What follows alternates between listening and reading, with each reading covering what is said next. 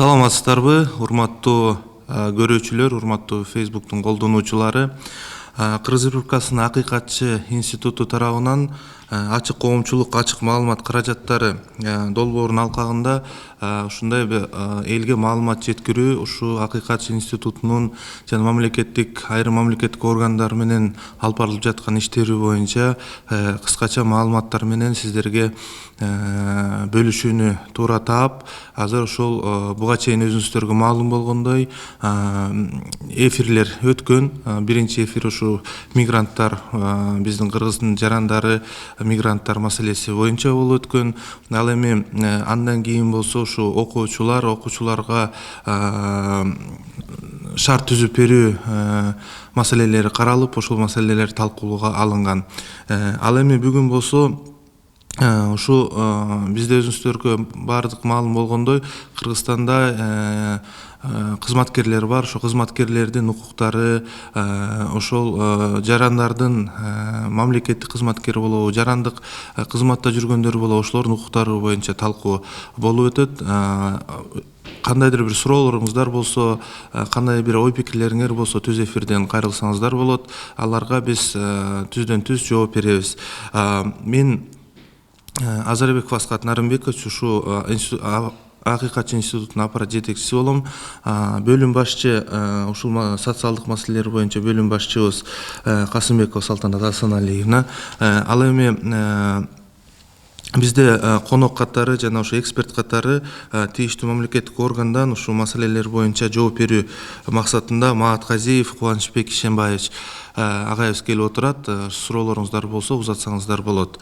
Ал эми суроолорго токтоло кете турган болсок, өзүңүздөргө маалым болгондой, бул кандай суроолор деген суроолор пайда болушу мүмкүн. Мисалга алып кетсек, мынакей азыр Кыргызстаныбызда ушу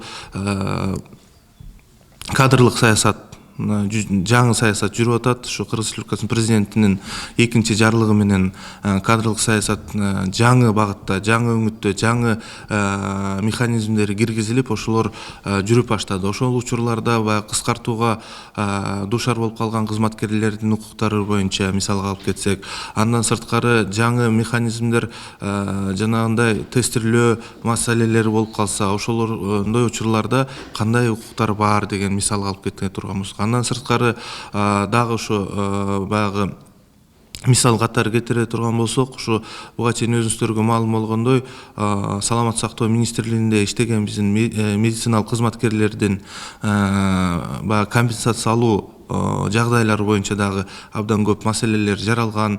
Бирине компенсация тийсе, экинчисине тийбей калган, ушундай бир көз караштар, туура көз караштар менен пикирлерин билдиргендер да болуп атат, туура эмес пикирлер менен чыгып аткандар да болуп атат, нааразы болуп аткандар. Ошолордун баягы укуктук жагынан алардын өзүнүн укугу тебеленип атабы же тебеленбей жатабы, ошондой бир маалыматтарды беребиз. Ушул өңүттөгү суроолорду берсеңиздер, биз толук жооп бергенге аракет кылабыз.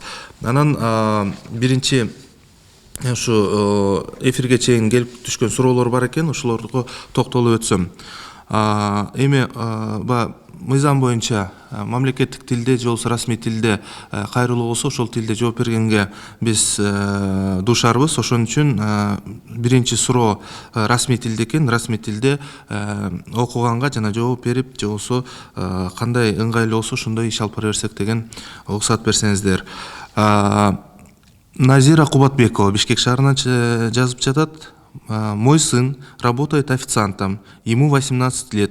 Есть ли ограничения молодым людям при приеме на работу? Эми бул суроого Кубанычбек Ишенбаевич сиз жооп берет окшойсуздар, мүмкүн болсо. Жакшы, саламатсыздарбы? Да бир жолу учурашып кеткенге уруксат бериңиздер. Бул биринчи суроо боюнча, мой сын работает официантом, если ему 18 лет, есть ли ограничения молодым людям при приеме на работу? Так, на основании Трудового кодекса принимается, когда принимается на работу, оформляется трудовой договор в 2 экземплярах. Один экземпляр остается работодателю, второй экземпляр остается работникам. Ограничения нет. Если 18 лет исполнилось, значит, полноценно может работать, то есть согласно трудового договора. Чоң рахмат. Эми бул суроонун дагы бир жагдайын айта кетейин. Чынында ушундай кызматка иштеп, официант болобу, кызмат көрсөтүү шарттарда иштеп аткан биздин жарандар чынында 15-16 жашында деле ишмердүүлүк кылып, үй бүлөсүнө жардам берейин, окуусуна жардам кылайын деп окуудан кийин барып иштеген жагдайлар жаралып атпайбы? Ошол учурларда чынында баягы биздин балдардын укуктары бузулуп жатканы, жаштардын укуктары бузулуп жатканы, жаш деп деле айткандан алыспын. Жөнөкөй эле мисалы ошол эле идиш жууп иштегендер бар. Алардын укуктары бузулганга эмнеден себеп болуп аткан? Анткени алар укуктарын билбей жатышат. Алар ошо сиз айткан баягы келишимдерди түзбөй, анан акчасын бербей кетирген учурларда эчтеке кыла албай калып атышат. Айласы кеткенден. Ошол учурларда кандай иш-аракеттерди алып баш керек? Ошону айтсак болобу? Негизи эле бул 18 жашка толгондо жана айтып кеткен эмгек келишим негизинде иш алып барат. Андан сырткары 16 жашта жанагы оор жумуштарда иштеген, жер алдында зыяндуу жумуш, ден соолугуна зыян алып келген жумуштарга тыюу салынган. Негизичи бул өспүрүм балдардын эмгеги болуп эсептелинет. Андан сырткары бул суроолор боюнча биз сиздерден акыйкатчы менен бирдикте көп сиздердин берилген катыңыздарга жооп берип, сунуштарды аткарып, ошо менен бирдикте эмгекти алып барып келатабыз. Бунун баары Кыргыз Республикасы эмгек мыйзамдарынын талаптарына ылайык. Жанагы 16 жаш чын эле азыркы убакта школдун убагында азыр жанагы официант болуп иштеп, кафелерде окуудан кийинби кечкурун иштеп атышпайбы? Булар деле туура эмес. Себеп дегенде жана башында айтып кеттик, или бою кызматкер жумушка эмгек келишими болгон жерде иштеп аткан жерде иш берүүчү менен жана толук теңгерде жазуу түрүндө келишимдердин болушу зарыл деп эсептелинет да. Бул кепилдик болуп эсептелинет. Эми жумуш учурунда ар кандай маселелер жаралышы мүмкүн, ар кандай катачылыктар кетиши мүмкүн, иш берүүчүдөнбү же болбосо кызматкерденчи. То есть ошол жанагы иш берүүчүнүн ички тартип эрежелеринин негизинде иш алып барылышы зарыл. То есть жанагындай жекече эмгек талаштары жарала берет да. То есть эмгек мамилеси болгон жердечи эки тараптын катачылыктар кетет. Ошондо мындай жекече эмгек талаштарды туура чечип, туура багытта алып барыш үчүн ошондой эмгек келишимдерин түзүлүшү зарыл деп эсептейм да. Ушул жерде Кубанычбек Шымбаевич, дагы бир маселе жаралып атат да. Өзүңүздөргө маалым болгондой, коопсуздук маселеси да жаралып атат. Ошол туура айтасыз. Бир жерден тилекке каршы өтүп кеткен, стройкада жүргөн мынакей прецеденттер бар, ушундай бир көрүнүштөр бар да, стройкада жүрүп, учуп кетип, баягы же болбосо буту колун сындырып алып. Түшүндүм. Ошондой учурларда жардам бериш керек. Ооба, бул мындай учурлар эми бул өндүрүштүн кырдаалында жанагындай инструктаждардын, нускамалардын өтүшү, жанагындай эмгек келишимдердин түзүлүшү зарыл экен. Себеп дегенде жанагындай өндүрүштө бөөдө кырсыктап коет. Мунучу бул өкмөттүн токтоо менен жобосуна ылайык иш алып барылып келет дайыма. Ошол учурда жанагы сиз айткандай чын учуп кеткенде эмне себептен учуп кетти, эмне себептен болду, эмне болтурбай койсо болот беле деген сөздөр чыгат да, жаралат. Эмгекти коргоо деген ушул болот. Техникалык коопсуздук деген сакталышында, если эки тарап тең туура сактаган негиздер болсо, мындай өндүрүштө кырсыктар болбойт эле деп ойлойм да. Өндүрүштө кырсык жана 64-чү жобонун негизинде иш алып барылып келет. Биздеги дайыма көп катталат алар. Өндүрүштө кырсык иликтөө мекемелер аралык комиссия аркылуу түзүлөт. Ошонун негизинде 14 күн аралыгында иликтеп чыгып, тийиштүү органдарга берилет, тийиштүү тараптаргачы. То есть ошол өндүрүштө кырсыкка комиссия актысынын негизинде иш берүүчү тараптан ошол актынын негизинде акты форма N1 дейт. Ошол болгондон кийин ошонун алып барып МСЭКтен өтүп, ошонун негизинде акты форма болгондо гана, то есть тийиштүү төлөмдөр төлөнүүгө жатат. Дагы айта кетүүчү нерсе, бул негизи эле ар бир ишканада жанагы эмгекти коргоо жана техникалык коопсуздук боюнча ар бир инженердин болушу зарыл. Көпчүлүк учурларда андай кызматкерлерди иш берүүчү тараптан көп кызмат адамдары жок болуп келет. Ал боюнча биз дайыма текшерүү маалында же болбосо жана пландык текшерүү болгон учурларда биз дайыма эскертип кат түрүндө жазма буйрукторду берип келебиз. Чоң рахмат. Мен убакыт менен пайдаланып дагы бир маалымат катары айтып кетейин. Ушу аппарат, биздин аппарат, акыйкатчы аппарат, Кыргыз Конституциянын 108 беренеси менен ушу парламенттик контролду жүргүзөбүз, ушу адам укуктарынын сакталышы боюнча. Ал эми сиздердин көйгөйлүү маселелериңер, укук бузуулуп жаткан бир көрүнүштөр болуп калса, бизде тез байланыш номери бар, 115 тез байланыш номери, ушул жерлерге кайрылсаңыздар болот. Бул жерден толук маалымат ала албай калсаңыздар, ушул жерге түздөн түз чалып, кененирээк баардык жагдайларды түшүндүрүү боюнча жана укуктук, юридикалык жардам берүү жолдорунун баардыгын көрсөтүп, айтып, түшүндүрүп беришет. Сизде сөз барбы дейсизби? Мейли. Эми биз бул 2012 жылдан бери бизде мамлекеттик экология техникалык коопсуздук инспекциясы болуп уюштурулган. Ошол 5 жыл 6 жыл аралыгында жакшынакай иштеп келдик. Биздин инспекциясынын милдети болуп эсептелинет. Бул эмгек мыйзамдарын жана эмгекти коргоонун көзөмөлдөө жана контролдоо болуп эсептелинет. Биз иштеп аткан мамлекеттик экотек инспекциянын ичинде эмгекти коргоо, эмгек мамилелери боюнча атайын бөлүм бар. Ошол жерде биздин кызматкерлер дайыма жарандар менен байланышып, жарандардын арыздарын кабыл алып, арыздардын негизинде, арыздагы чагылдырган негиздери боюнча биз дайыма колдон келишинче мыйзамдын талаптарынын сакталышына көзөмөлдөп жооп берип келебиз. Бул акыйкатчыдан дагы жана башында айтып өттүм, акыйкатчы тарабынан да биз тыгыз байланыштабыз. Себеби дегенде бул акыйкатчы дагы дайыма арыздар келип түшөт, арыздарды тийиштүүлүгүнө жараша бизге жөнөтүшөт. Биз алар менен бирдикте сунуштарын аткарып жана жооп берип келебиз. Рахмат. Экинчи суроого токтоло кете турган болсок, обращение через WhatsApp группу. Здравствуйте, я работаю на госслужбе. Если я скажу претензии, меня могут уволить. Это законно? Ну, на этот вопрос сейчас ответит Салтанат Асаналиевна. Здравствуйте, уважаемые участники прямого эфира. Наверняка участница – это государственная служащая или муниципальная служащая. Ну, права государственного служащего регулируются законом о государственном, гражданском и муниципальном законом Кыргызской Республики. Там прописаны основные права госслужащих. Конечно, если вы какие-то претензии говорите, насколько важна ваша претензия, они обоснованы. В этой связи в первую очередь вам необходимо обратиться к руководству, обосновать ваши возражения, в чем, если со стороны ваших коллег или руководства ведется неправомерные действия, противозаконные действия, то вы имеете право сначала обратиться непосредственно к руководству.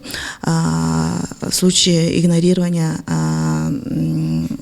или непринятия мер со стороны руководства, вы можете обращаться в соответствующие государственные органы. Это непосредственно уполномоченный орган, который защищает права государственных служащих. Это государственная кадровая служба. А также можете обращаться в институт аппарата омбудсмана. Спасибо большое. Следующий вопрос. Айсулу с города Сокулук, точнее с поселка Сокулук. Я в декретном отпуске, а должность сократили. Это по закону? Спрашивает. Айсулу Сокулуктан жасыптыр, декретный отпускада жүргөн, декретный өргүсүндө жүргөндө кызматы кыскартылып кетиптир. Бул декретте жүргөн адамга эмгек кодексинде жашынакай жазылган атайын раздел бар. Декретный отпускада бул кыскартылганда дагы ага действие болбош керек, то есть жумуш орду дайыма сакталып келет, сакталышы керек. То есть кыскартканга негиз жок, потому что мунун жумуш орду дайыма декретный отпускасы бүткөндө дагы кайра жумушка чыкканга убактысы бар, эмеси бар да, мүмкүнчүлүгү бар. Демек азыр Айсулу угуп жаткан болсо, сиздер ушу тийиштүү гос органга кайрылып, бизге кайрылсаңыздар, ушу сиздин укугуңузду сактап бергенге жана көйгөйүңүздү чечип бергенге биз жардам беребиз. Анткени үчүн мынакей сизге айтып өткөндөй, декреттик отпускада жүргөндө сиздердин жумуш ордуңуз сакталыш керек. Жумуштан чыккандан кийин ошо декреттик отпускадан чыккандан жумушка чыгууга шарт түзүп бериш керек экен. Ооба, жумуш ордуңуз дайыма сакталат. Эгерде декретный отпуск өргүсүнө чыккандан кийин ушундай талаптар сакталган болсо, бизден эмгек коргоо же эмгек маанилери боюнча кызматка кайрылсаңыз болот. Биз азыр эми азыркы саясатка, кадрлык саясатка байланыштуу биз азыр саламаттык сактоо жана социалдык өнүктүрүү министрлигине кетип жатабыз. Адресибизди кийинде айтабыз. Азыр болсо биздин дарегибиз Акунбаева 119. Чоң рахмат. Эмки сурообуз Мээрим Нарбаева Бишкектен экен. Мен госструктурада иштегем дейт. Мугалим болуп, анан книжкага жазылган баары кийин частный компанияга кирип трудовой книжкага жазып, бирок соцфонддо жок деп айтышты. Эмне кылам дейт. Урматтуу Салтанат Асалиевна, жооп берип койсоңуздар. Урматтуу Мээрим айым, трудовой книжкага сөзсүз түрдө жазылгандан кийин социалдык төлөмдөр жүргүзүлүшү керек. Бул маселеңиз боюнча сиз эң биринчиден соцфонддон ошону төлөнбөй жатканын такташыңыз керек. Эгер ошол убакта частный ишканада иштеген, юридикалык жактан иштеп, мыйзамдуу иштеп аткан болсо, тиешелүү төлөмдөрдү жүргүзүш керек болчу да. Эгер ошо сиз жыйынтыгында жүргүзүлбөгөнүн аныкталып калса, анда ошол убакта ошол ишкана мыйзамсыз иш алып баратканынан кабар берет. Бул боюнча сиз тиешелүү органдарга кайрылып өзүңүздүн укугуңузду жана ошол төлөмүңүздү кайта калыбына келтирүүсүн талап кылсаңыз болот. Булга ошо биздин көмөк көрсөтүү үчүн ошо биздин институтка да кайрылсаңыздар болот. Соцфондко, ошондой эле салык кызматынын органдарына тиешелүү текшерүү иштерин жүргүзүү үчүн прокуратура органдарына да кайрылсаңыз болот. Бул эмгек китепчеси боюнча кошумчалап кетейин, Мээрим. Бул ар бир кызматка орношуп атканда частный менчик түрү болобу же мамилектик түрү болобу, жумушка киргенде эмгек китепчесин алып барып тапшырганда 5 күнүн аралыгында жазуу иштери жүргүзүлөт. Андан сырткары сиз жумуштан кетип атканда ошо акыркы күн болуп эсептелген жумуш күнүндө буйрук чыккандан кийин сыра сиздин колуңузга берилиши керек. Мынтип жазып турсыз, сиз трудовой книжкага жазып, бирок соцфонддо жок деп айтышты. Соцфондко трудовой китепчесинин деле кереги жок. Просто бул иш берүүчүнүн милдетине кирет, толтуруу жана сизге убагында учурунда берүү эмгек китепчесинде. Бул Кыргыз Республикасынын 462 токтому менен аныкталган жана эмгек кодексинин 65-беренесинде жана даана жазылып турат. Чоң рахмат. Шу түз эфирден дагы суроолор келип түшүп атат. Айнура Бишкектен экен. Гостехинспекция какова роль в случаях споров между рабочими и работодателями? Куда можем обратиться? Сиздер жооп бересиздерби? Ооба. Бул берсеңиз да сурооңузду мен бир карап алайын.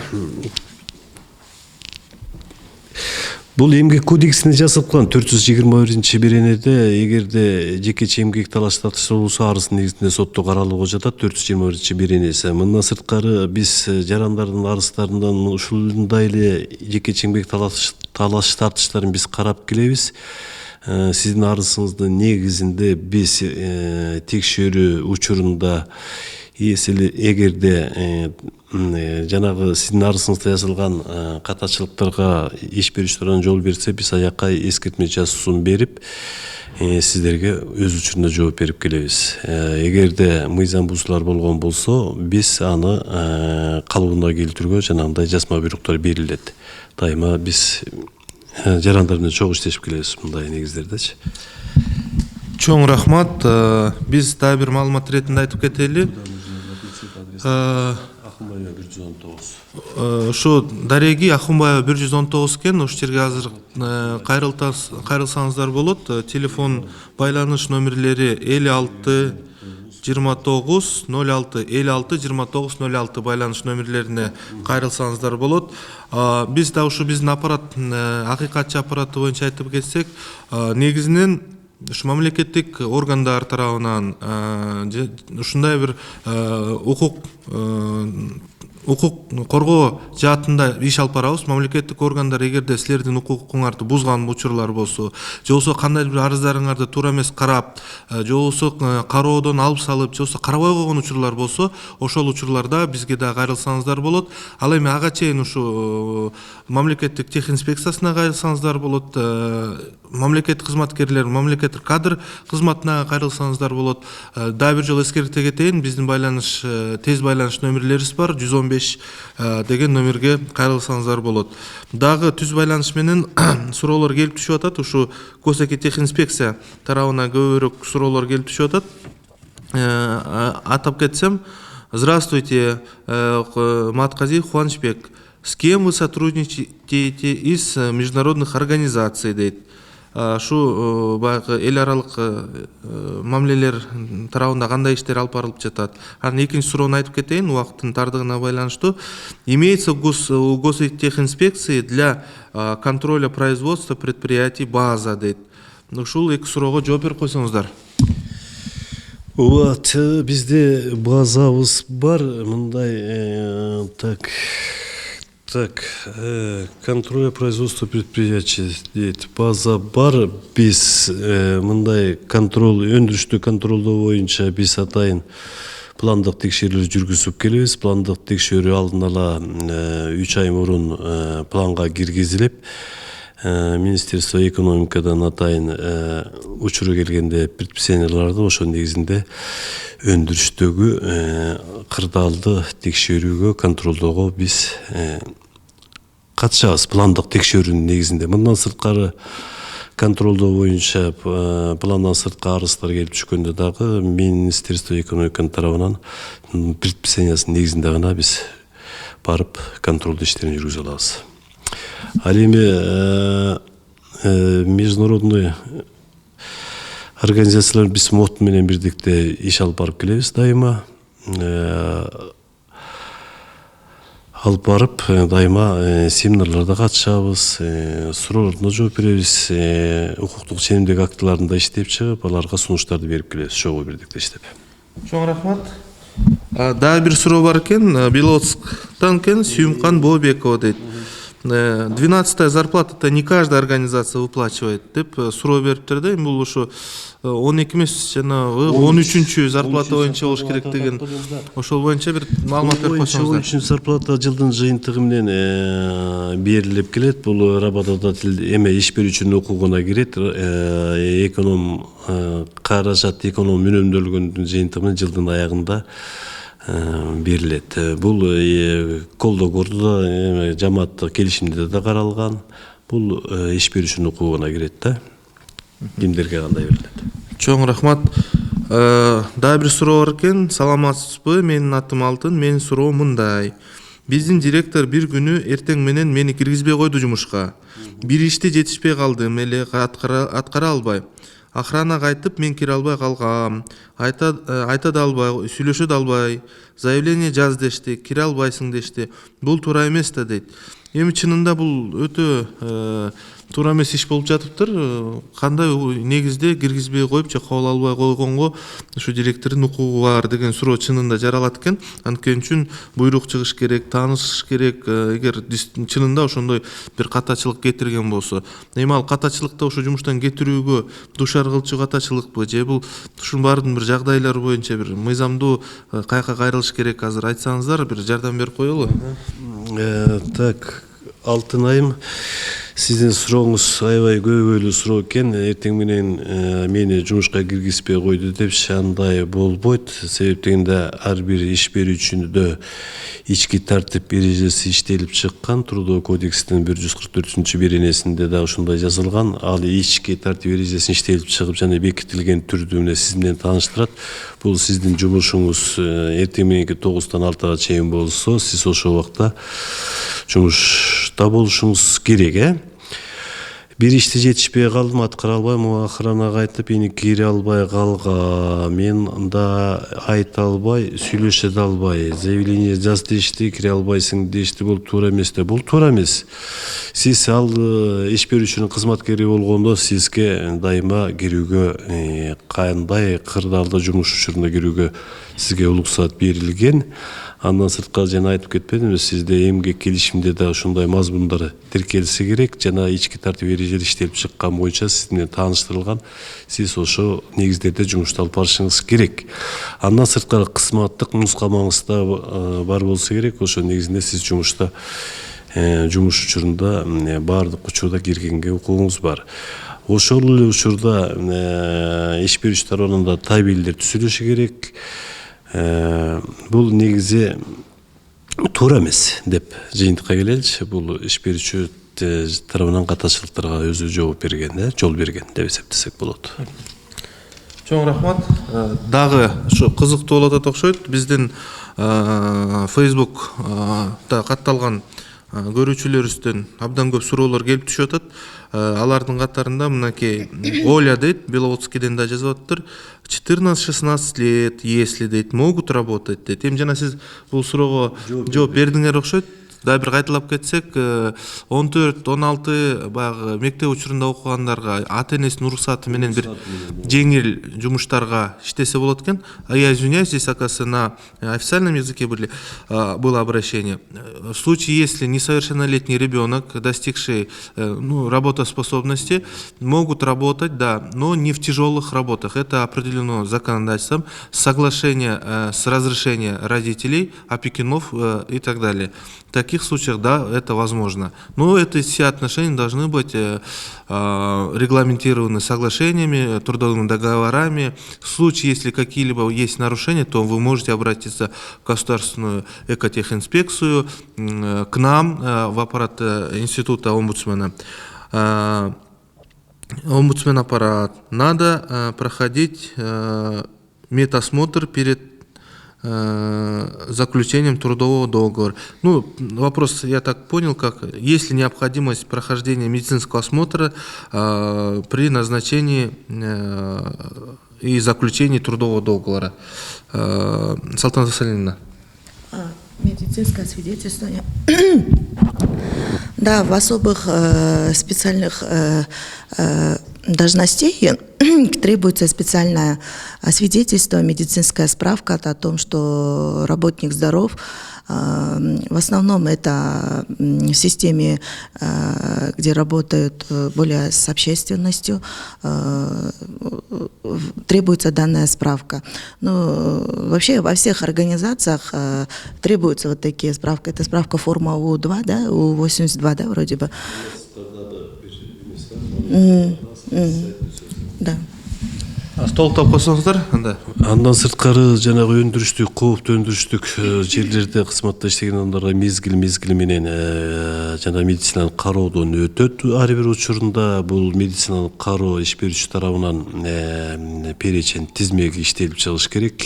Кайсы кызмат кайсы учурда канча жылда бир жолу өтөт. Бул мезгил менен өтүүчү медициналык кароо болуп эсептелинет. Бул Кыргыз Республикасынын 225 токтомунда белгилеп өткөн. То есть ошол токтомдун жетекчилигинде иш алып барылат. Чоң рахмат. Эмки суроо. Саламатсызбы дейт, омбудсмен аппаратына. Так, обучение бериш керекпи, бесплатно. Жумушка чыкканда же айлыктан минус кылабы дейт. Эми мамлекеттик кызматкерлер боло турган болсо, бул жерде бизде тийиштүү мыйзамыбыз бар, мамлекеттик жана муниципалдык жарандык кызмат жөнүндө ушу тийиштүү мыйзамыбыз бар. Мыйзам боюнча мамлекеттик гос орган болобу, муниципалдык гос орган болобу, бул органдар бир жылында тийиштүү программасы менен ошо квалификациясын жогорулатуу өзүнүн мойнуна алат. Жыл сайын окутуп, квалификациясын жогорулатып туруу керек.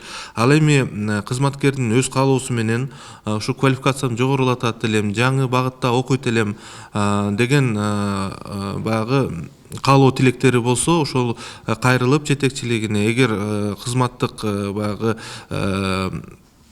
убакытка зыяны келбей турган учур болсо, сөзсүз түрдө силерге андай мүмкүнчүлүк өзүңөр аркылуу өзүңөр каржылап окусаңыздар болот. Ал эми тийиштүү ошо мамлекеттик талаптарга, мамлекеттик кызматка болгон талаптарга ылайыктуу болуусун камсыздай туруу жана квалификациясын жогорулатуу бул ошол органдарга тийиштүү. Ал эми баягы жеке жакта иштеген учурлар болсо, албетте бул жакта баягы ишкерлердин, ошол жерлердин менчик ээлеринин өзүнүн талаптарына ылайык келишим түрдө балким кызматкерин окутуп, жакшы кызматкер катары, жогорку квалификациялуу кызматкер катары көргүсү келсе, төлөп берүүгө мүмкүнчүлүгү бар.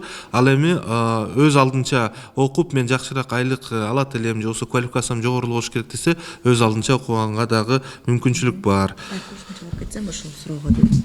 Ушул суроого да кошумчалап кетсем, жана бизде жарандар бар, жумушсуз калган жарандар, безработный деп коет. Ошолор жарандарда социалдык мындай жөлөк пул алганга болот, ошо жумушсуздук боюнчачы, ошондой эле өздөрүнүн квалификацияларын жогорулатууга укуктары бар да.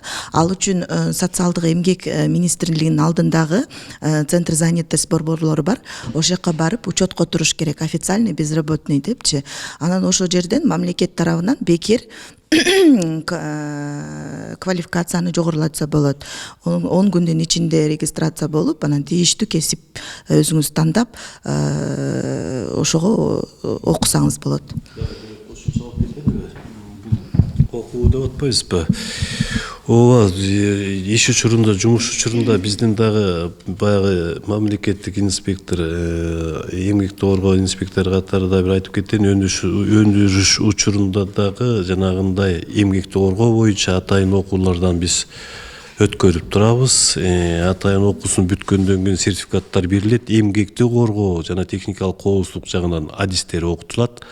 Мындан эмгек кодексинин жана эмгекти коргоо мыйзамынын талабында жазылып да кеткен, иш берүүчү жана кызматкерлер жанагы эмгек мыйзамынын өзгөрүлгөнүнө байланыштуу эмгекти коргоодон 3 жылда бир өтүп туруш керек. Эмгекти коргоо билимин текшерүү боюнча атайын биз окутабыз, окууларга жиберебиз, сертификат алышат да. Өндүрүштө иштеп аткандарчы. Чоң рахмат. Дагы бир суроо келип түшүптүр. Бул расмий тилде экен. Во время карантина много людей были уволены без уплаты компенсации. Могут ли они обратиться в органы? Салтанат Асалина, прошу ответить на данный вопрос. Да, конечно, они могут обращаться в соответствующие органы, в том числе и наш институт. Да, были случаи, когда именно во время ЧС и ЧП, во время карантина, многие, в основном, в частности, частные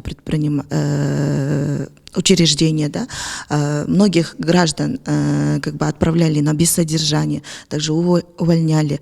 Данные сообщения к нам во время карантина поступали сообщения Института омбудсмена с жалобой, что вот их увольняют в такое тяжелое время. Вообще ситуация с ЧС, ЧП, когда происходит, когда это форс-мажорные обстоятельства называется, согласно трудового законодательства, работодатель должен оплачивать за простой. То есть не по вине работодателя, не по вине работника. Это средняя, не менее сейчас, наверное, коллега озвучит этого размера, да?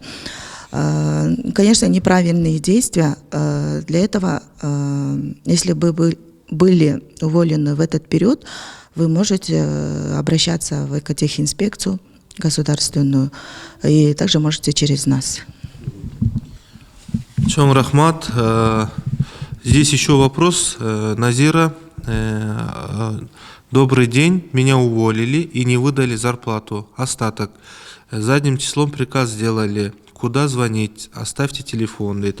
Вы можете обратиться в Госэкотехинспекцию, как мы до этого говорили, номер телефона 56 29 06, обратиться по горячей линии 115, это наш институт, и мы постараемся вам помочь, юридическую консультацию дать, все условия, все причины и вопросы на месте решить, потому что здесь не до конца, возможно, какие-то аспекты были записаны в вопросе, но мы разберемся и пожалуйста, можете обратиться по вышеуказанным номерам. Тут еще один вопрос. Саламатсыңарбы, кандай компенсациялар бар?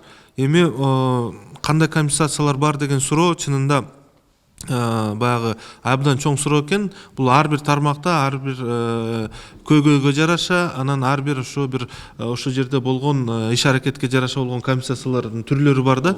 Ошолор боюнча мындай толуктап ата кетсеңиздер, негизги компенсациялардын түрлөрү. Негизги компенсациянын түрлөрү бул эме уюмдарды жоюлуп атканда же кайра уюштурулуу же атын өзгөртүп атканда жанагы жөлөк пул төлөнөт, компенсация эмгек кодексинин талабына ылайык. Андан сырткары өндүрүштөн кырсык алгандагы компенсациялардын түрү болот.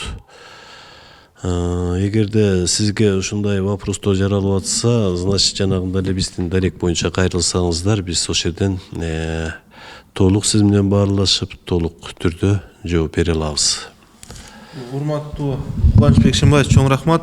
Ушун менен катар эле дагы эки суроо келип түштү.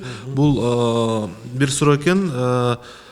Работник, которые трудятся без оформления трудовых соглашений, куда обратиться могут и в случае нарушений? И второй же такой аналогичный вопрос, ну, связанный, по крайней мере. Я работаю в Бишкеке, устроился в частной компании. Каждый месяц зарплату задерживает директор на полмесяца. Что мне делать? Ушул боюнча сиздерге кайрылуу, балким кандай аракеттер боюнча. Биринчи суроо боюнча мен жооп берип коеюн. Так, эмгек китепчеси, эмгек келишими боюнча. Жана башында айтып кеткен эмгек кодексинин жанагы 58-чи беренесине ылайык жумушка кирип атканда бул жумуш берүүчүнүн милдетине кирет. Эмгек келишимин түзүү ал милдетинен бошотулбайт. Эгерде эмгек келишими түзүлбөгөн болсо, бул катачылыкка жол бергендик болуп эсептелинет. Ал боюнча, эгер сиз өзүңүздүн каалооңуз менен укугуңуз бузулуп аткан боюнча бизге, биздин дарекке кайрылсаңыздар болот. Биринчи суроо боюнча. Экинчиси кандай эле? Экинчиси суроо. Зарплату задерживают на полмесяца, каждый месяц. И что мне нужно делать? Бул туура эмес. Бул дагы эле жана биздин эмгек кодексинин жетекчилигинде 157-чи беренесине ылайык эмгек акысын берүү мөөнөтү бузулса, сиз жанагы Акынбаева 119 биздин дарекке кайрылсаңыздар, бул катачылыкка жол берген бузулган берененин талаптары бузулгандыкка жатат. Мындай болбош керек. Ал жерде 157-чи беренесинде жазылып турат, эмгек акы мөөнөттөрүн бузгандык болуп эсептелинет. То есть учурунда берилиш керек. Бул шарттар эмгек келишимдин талаптарында каралган жана эмгек кодексинин жетекчилигинде дагы турат. То есть бул иш берүүчү тарапынан сиздин укугуңузду бузгандык болуп эсептелинет. Бизге кайрылсаңыз болот, же болбосо акыйкатчынын дарегине кайрылсаңыз, биз сиздин арызыңыздагы чагылдырган негиздер боюнча жардам бере алабыз. Чоң рахмат. Мен да бир рет ушу Европа биримдигинин программасы демократия жана адам укуктары жаатындагы европалык каражат, ачык коомчулук, ачык маалымат каражаттары долбооруна ыраазычылык билдирип кетемин. Анткени ушундай көптөгөн суроолорго жооп берүүгө түз байланыш түзүп берүү шарттарын түзүп бергендигине чоң ыраазычылык билдиребиз. Анан дагы бир суроо келип түшкөн. Бул Ошо саламаттык сактоо жаатындагы ошо компенсациялар боюнча маселе жаралыптыр. Эмне үчүн бирине берип, бирине берилбей жатат деген суроо келип түшүп атат. Мен эми кыскача айтып өтүп кетейин. Өзүңүздөргө маалым болгондой, ошо бир 80 миңден ашыгы Кыргызстанда ушул илдетке дуушар болушуп, ошо илдеттин ичинен 4 миңден ашык киши ушу медициналык кызматкерлер болгон.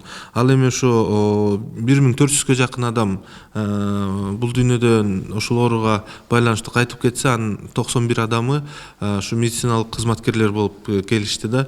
Бул чынында абдан чоң көрсөткүч, анткени 8-9% чейин чыгып кетип атат. Ошо медициналык кызматкерлердин ошо ишмердүүлүгүнө байланыштуу баягы ооруга дуушар болгондору. Анан көптөгөн талаш тартыш маселелер болуп келе жатат. Эмне үчүн айрымдарына берилип жатат, айрымдарына берилбей жатат. Красный зонада иштегендер, зеленый зонада иштегендер деген түшүнүктөр пайда болду. Анан ичинен ошо коррупциялык элементтер болду деген дагы сөздөр айтылып келди. Ушул боюнча биз дагы бир иш алып барып, өзүбүздүн сунуш пикирлерибизди бергенбиз. Анткени үчүн баягы компенсацияны деле айтпаган учурда айлык акысы орто болжол менен медициналык кызматкерлердин орто болжолдуу айлык акысы 10 миңден тегерек экен. Ал эми биздин ошо орто дээрлик Кыргызстанда баягы чакан менчик ишканаларды эске албаганда 17 миң тегерегинде экен айлык акы. Ошол учурда эми мыйзамда көрсөтүлүп атат, ошо жаранда Кыргыз Республикасынын саламаттык сактоо жөнүндө мыйзамында көрсөтүлүп жатат. Ошол ортолук айлыктан кем болбош керек деген. Эми туура бюджетте балким каражат жетишсиз болуп атат, бирок мыйзам талаптары да аткарылышы камсыздаш керек. Ушул боюнча биз тийиштүү сунуштарыбызды бердик акыйкатчы институт тарабынан өкмөткө, саламаттык сактоо министрлигине ушу саламаттык сактоо жаатында иштеп жаткан кызматкерлердин айлыгын аталган мыйзамдын талаптарына ылайык келтирүү зарылчылыгы бар деген сунуштарды бердик. Андан сырткары деги эле айтып кете турган болсок, өзүңүздөргө маалым болгондой дүйнө жүзүндө кымбатчылык болуп атат. Биз эми ушу импортко баягы көз каранды мамлекет болуп калып атабыз көп жерлерден. Ошол учурларда биздеги болгон дагы товарлардын баягы баалары, наркы өсүп, бизде ушу товарлар абдан кымбат болуп атат. Айрыкча ушу биринчи кезекте керектелүүчү товарлардын. Ошол учурларда чынында бизде Конституцияда айтылып жатат, жана башка мыйзамдарда айтылып жатат, ошо бир индексация болуш керек. Мамлекеттик кызматкерлерге ошо ишмердүүлүгүнө жараша жана ошол учурда талапка жараша достойный баягы айлык акы берилиш керек деген. Эми биз туура түшүнүп жатабыз, азыр баягы бюджеттин тартыштыгы жана башка маселелердин баягы объективдүү, субъективдүү причиналар бар экен. Ошолорду эске алуу менен, бирок ошол эле учурда укуктарыбызды билүү максатында ошол жаатта дагы акырындык менен иш алып барып жатабыз. Ушундай бир сунуштарыбызды киргизип жатабыз. Салтанат Васильевна, ушул жанагы саламаттык сактоо министрлигиндеги компенсациялар боюнча дагы эгер толуктоо маселелериңер болсо айтып коюңуздар. Дагы суроолор келиптир ошол. Ошо кесиптешибиз айтып кеткендей, сунуштар берилди ошо саламаттык сактоо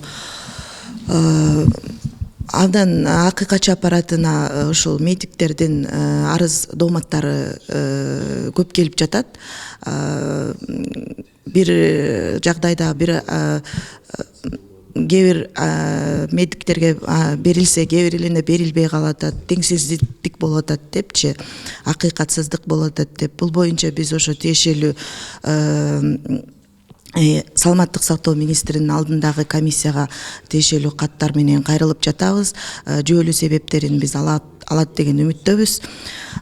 Жеке эле негизи ушул эмгек маселеси болуп аткандан кийин ошо мен да кыскача маалымат берип кетсем, ушул эмгек маселесинде акыйкатчы институту кандай иштерди алып барат да. Эң негизги басымдуу бөлүмү арыздарды ошо эмгек маселесине келип түшөт да. Ошол эле айлык акысын убагында албаганы, эмгек келишимин түзбөгөндүгү, эмгек китепчесин ачпагандыгы жана башка доомат арыздар көп. бул домост арыздарды кароодо мына айтып кеткендей эле тиешелүү ыйгарым укуктуу органдар менен иш тыгыз алып барып жатабыз. Ошондой эле ушу акыйкатчы институту жеке эле ушу домат арызды кара менен чектелбестен ошол эмгек жаатында кандай системалык көйгөйлөр бар, ошол жаатында да иштерди алып барат. Бул эң негизгиси ошо тиги Кыргыз Республикасынын акыйкатчысынын баяндамасына ошо эмгек келишимдеги көйгөйдө кандай мыйзамдагы боштондуктарды, мыйзамдагы мүчүлүштүктөрдү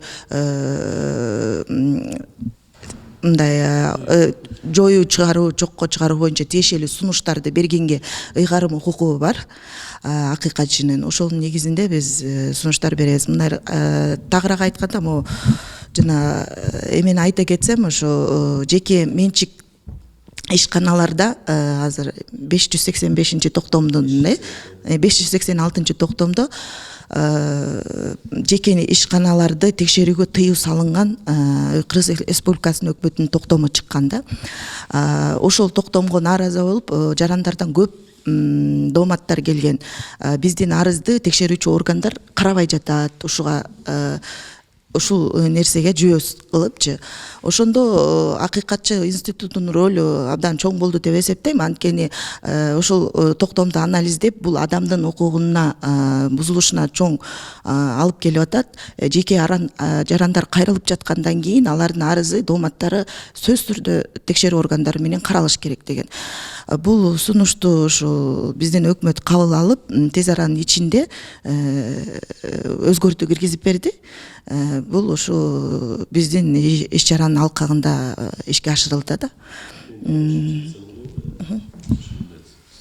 Ковид боюнча ушу кошумчалап кетсеңиздер болот. Эми бул ковид боюнча өлкөгө келген түйшүк болбоду, жалпы эле жер жүзүнө келгенчи. Жанагы айтылып атпайбы, кээ бир кишилер алып атат компенсация, кээ бирөөсү албай калып атат деп атпайбы. Бул биринчиден алгачкылардан болуп, бул ковид боюнча өкмөттүн токтому чыккан. Өкмөттүн токтомундагы негиздер боюнча ар бир поликлиникада болобу, же ооруканада болобу, ошол жерде атайын өзүңөрдүн комиссияңар бар. 7-8 адамдан турган. Алар биринчи иликтейт, андан кийин эпидемиологический расследование болот экен. Ошол жактан эпидемиологдун колу керек, ошондой эле расследование жүргүзөт экен. Ошонун негизинде гана чогултулган иш кагаздардын негизинде Минздравга тапшырып, Минздравдагы түзүлгөн комиссия ошол комиссиянын жыйынтыгын карап чыгып, аны кимге тиешелүү экенин, ким алат, ким албайт, ошонун баарын териштөөрүнүн негизинде гана жана компенсациялар берилип келгенин билем да. То есть ар бир поликлиникада болобу, же иштеген жериңизде болобу, комиссия бар ал жердечи. Ошо комиссия главврач баш болгон, төрагалык кылат, 7-8 адамдан турат экен. Ошолор дегенде жанагындай иликтөө иштерин алып баргандан кийин, эпидемиологдун заключениясы болгондон кийин гана ана Минздравдын комиссиясына жөнөтүлөт экен. Ал жерден комиссия карап чыгып, сизге тийиштүү болсо ошондой жардамдарды көрсөтүп атканы мага белгилүү да. Эгерде билбесеңиздер, ошола дегенде главврачыңызга кайрылсаңыздар болот, ошо комиссиянын төрагасына кайрылсаңыздар болот. Ошолордун иликтөөсүнүн негизинде гана Минздрав ошондой чечим чыгарып атышат. Жанагы 586 боюнча жанагы арыздардын негизинде биз арыз келип түшкөн соң биз мени экономикадан уруксат алуу предписаниясына жиберебиз. Алар дайым эле карап чыгып өзүлөрүнүн милдеттерин аткарышып, ошонун негизинде предписание бергенде биз жана арыздагы чагылдырган негиздер боюнча текшерүүнү кылып жооп берип келе жатабыз. Чоң рахмат, толук кандуу маалымат болду окшойт. Ошол эле учурда комиссиялардын айрым учурларда туура эмес кабыл алынган чечимдерин дагы жокко чыгаруу боюнча жана башка иштер боюнча андан жогорку турган органдарга кайрылуу мүмкүнчүлүгү бар. Анткени чынында баягы адамдык фактор деп коет экен, айрым учурларда кемчиликтер менен кабыл алынып калган учурлар жок эмес. Гүлмира дейт, аттестация бардык компаниялардан өтөбү же гостор элеби?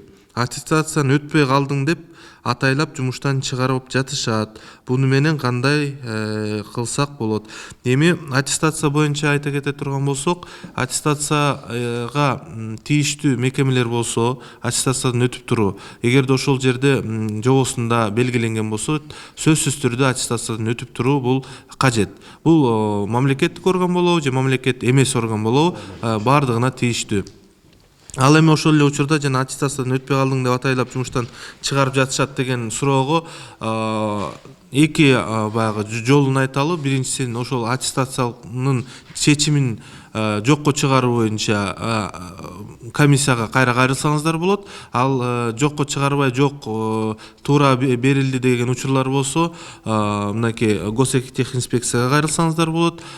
Же болбосо бизге кайрылсаңыздар болот. Анан натыйжа чыкпай жаткан учурда сотко кайрылсаңыз, соттун учурунда чынында ошондой аттестациядан өтпөй калганы далилденип же болбосо башкандай далилденбей калган учурлар болсо, анда сөзсүз түрдө мыйзам талаптар аткарылат деген толук ишенебиз. Дагы бир суроо келип түшүптүр. Что будет с трудовыми правами, если труд исключили из функций ведомств? Бул эми сизге тиешелүү суроо окшойт, Светлана деген айымдан келип түшүптүр. Эми мындайча айтып атат да, саламаттык сактоо министрлигине өткөрүп салды, және реорганизациядан болгондо тиягын тияка берди, бул жерден функцияларды берди деп. Азыр биз тиги эмеге өтүп атпайбызбы, жанагы ошол саламаттык сактоо социалдык өнүктүрүү министрлигинин астында түзүлгөн болушубуз керек. Ошонун негизинде дайыма биздин милдеттерибиз сакталып келет, сакталды, функциябыз калды, контролдо ушу каякта болбосун биз дайыма эле жана өзүбүздүн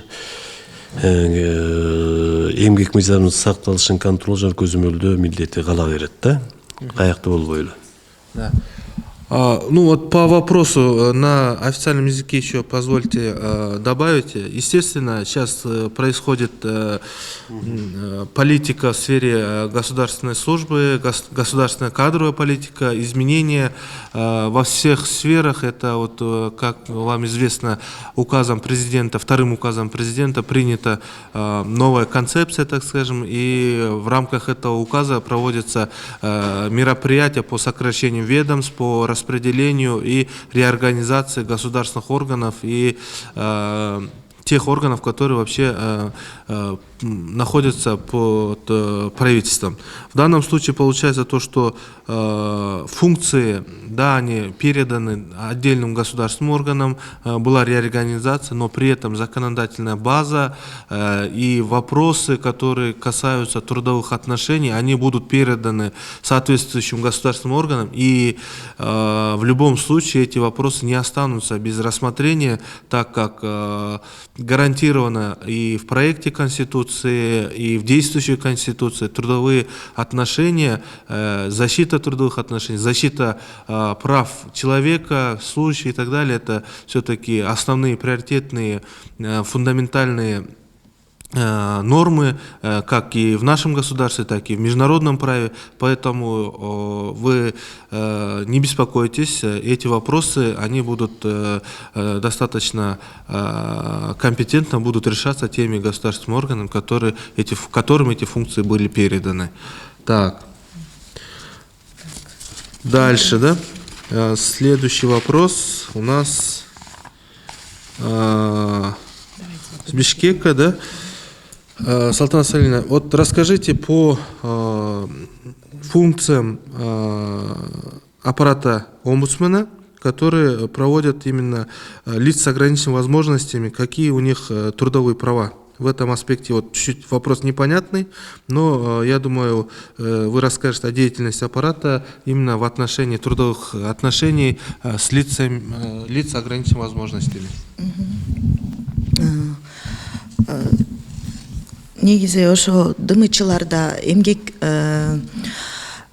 кодексине ылайык 314-316 эмгек кодексинде дымычылардын эмгекке болгон укугу ашыруу боюнча ар бир мекемелерде, мамлекеттик мекемелер, жеке ишканаларда 55%-те ден соолугуна мүмкүнчүлүгү чектелген жарандар иштеш керек деген норма бар. Бирок 5%. Бирок тилекке каршы бул мыйзам ишке ашырылбай келет да. Мунун ушул акыйкатчы аппараты бул көйгөйдү системдүү түрдө изилдеп чыккан, анан тийиштүү баяндамаларга киргизип, тийиштүү сунуштарын берген. Жылына жергиликтүү органдар тарабынан ДМЧларга атайын квота бекилет. Мисалга карасаң, бир жылда 605 акыркы маалыматтар боюнча 605 квота бекитилсе, ишканаларда, мамлекеттик учрежденияларда ушу ДМЧлар иштесин деген квота бекитилсе, алардын ичинен ушу 70 адам ДМЧле жумушка орношконда, бул статистика абдан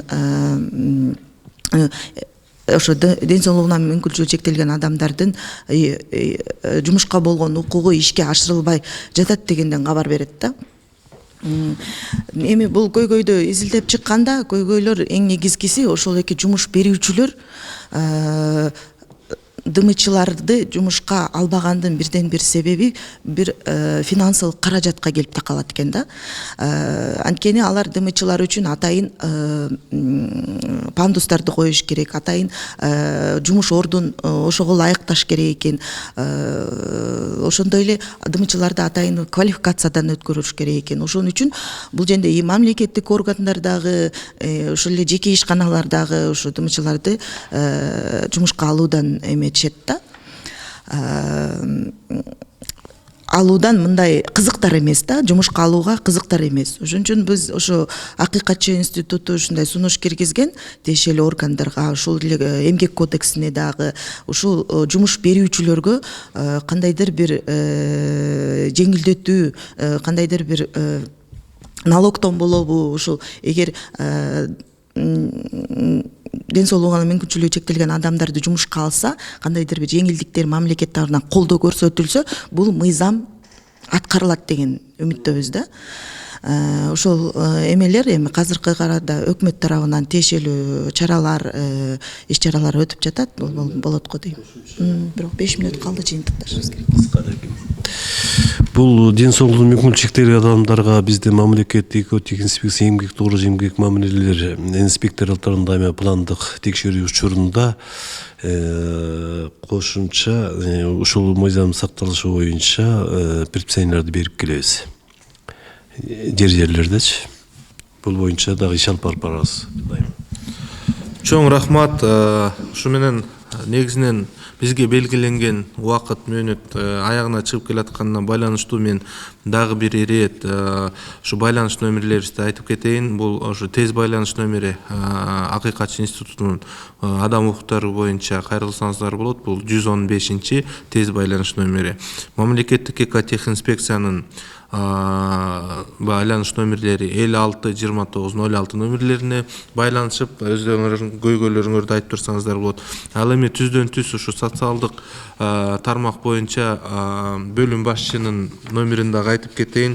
66-31-48 ушул номерлерге байланышып өз көйгөйлөрүңөрдү айтып, адам укуктары бузуу боюнча, ушу эмгек укуктары боюнча көйгөйлөрүңөрдү, консультацияңызды алып, биз менен байланышып, укуктарыңарды коргоого кошумча кылсаңыздар болот. Ошо менен катар ушу мамлекеттик инспекциянын өкүлү Кубанычбек Ишенбаевичке да чоң ыраазычылык билдиребиз. Анткени үчүн көптөгөн суроолорго, көптөгөн көйгөйлөрдү ачыктап, маалыматты так элге жеткирүү жаатында кошкон салымыңыз үчүн чоң ыраазычылык билдиребиз. Дагы кошумча нерсе айткым келип турат. Ушу ар бир региондо биздин өкүлчүлүктөрүбүз бар, ар бир областта. Ошол жергиликтүү маселелер болсо, ошо өзүңүзгө ыңгайлуу ар бир областтан биздин өкүлчүлүктөргө да кайрылсаңыздар болот. Ал жерде дагы квалификациялуу жогорку адистерибиз кызмат өтөп жатышат. Алар дагы сиздердин укуктарыңызды коргоого өз салымын кошушат деп толук ишенебиз жана кепилдик бере алабыз. Ушу менен чоң ыраазычылык билдиребиз. Эгер сөзүңүздөр болсо айтып коюңуздар. Рахмат, ушундай жакшы жыйын болду окшойт, жакшы кеп кеңештерди бердик деп биз эсептейбиз. Дайыма жогоруда айтып кеткен телефондорго эгер көйгөйлөр жаралса чалып турсаңыздар болот. Саламатта болуңуздар. Мен да ошого кошулам. Социалдык экономикалык жарандык көйгөйлөр боюнча жекелей эмгек маселеси эмес, бардык маселелер боюнча шыр байланыш 115-ке чалыңыздар жана 66 31 48 номерине Акыйкатчы институтунан кайрылсаңыздар болот. Чоң рахмат бир жолу, саламатта туруңуздар. Алдыда дагы жакшы көйгөйлөрдү чагылдыра турган түз эфирлерибиз турат. Биз менен байланышта болуп туруңуздар. Акыйкатчы институту ар дайым адам укуктарын коргоо жаатында иштерин алып барат. Саламатта туруңуздар.